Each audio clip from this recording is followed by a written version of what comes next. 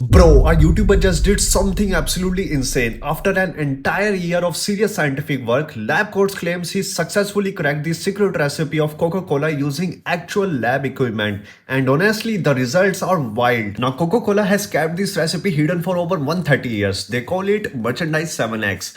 And only a handful of people have ever known the full formula. They never even patented it because that would force them to reveal the ingredients publicly. So it's protected by pure secrecy, making it one of the most famous mysterious in the food world. But here is where it gets interesting. Instead of just guessing like everyone else has done for decades, LabCoats used mass spectrometry, basically a machine that fingerprints every single chemical compound in a liquid. He ran real coke through these advanced instruments multiple times to identify exactly which flavor molecules are present and in what amounts. And then came months of mixing individual flavor oils, testing, adjusting, and testing again. And when he did blind taste tests, Coke fans could usually tell the difference side by side. But when people tried his version alone, most thought it was the real deal, and the chemical graphs nearly identical to actual Coca-Cola. To be fair, he couldn't get the real decococonized coca leaf extract since Coca-Cola has the only legal permission to import it in the US. So he had to improvise that part. But still,